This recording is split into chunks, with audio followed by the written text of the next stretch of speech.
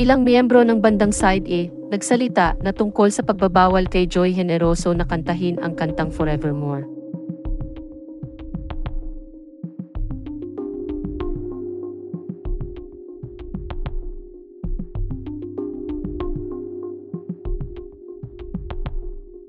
Nagsalita na ang ilang miyembro ng bandang Side A tungkol sa isyung pagbabawal kay Joy Generoso na kantahin ang kanilang hit song na Forevermore.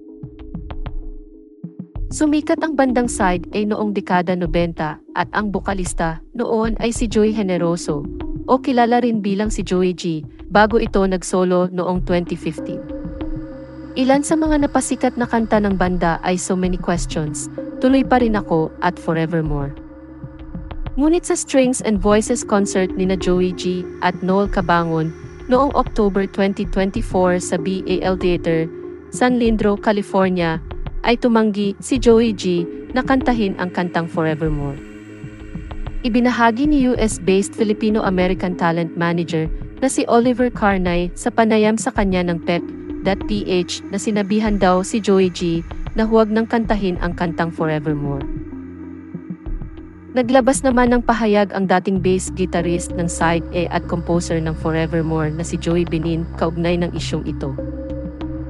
Sa kanyang pahayag na inilabas sa ABCD News noong November 11, 2024, sinabi niya na personal niyang hiniling kay Joey G na huwag nang kantahin ang Forevermore at iba pang kanta ng bandang Side A sa solo performance nito. Pero nilinaw niya na maaari pa ring kantahin ni Joey G ang mga kanta ng Side A kapag kasama niyang magte-perform ang banda.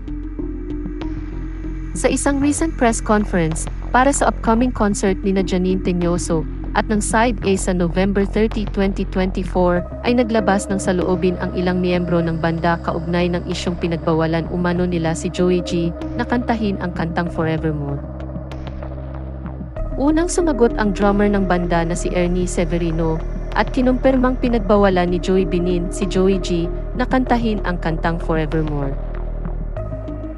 Ayon kay Ernie, nang lisanin ni Joey G ang banda at nagtayo ng sariling grupo ay patuloy niyang kinakanta ang kantang Forevermore at iba pang kantang pinasikat ng banda. Dagdag pa niya, pakiramdam niya ay hindi ito fair dahil aktibo pa rin ang banda. Sunod na sumagot ang bassist ng banda na si Nen Esguerra at nilinaw niya na hindi sila ang nagbawal kay Joey G na kantahin ang kantang Forevermore at hindi rin issue sa kanila nang magpaalam si Joey G na magsusulo ito.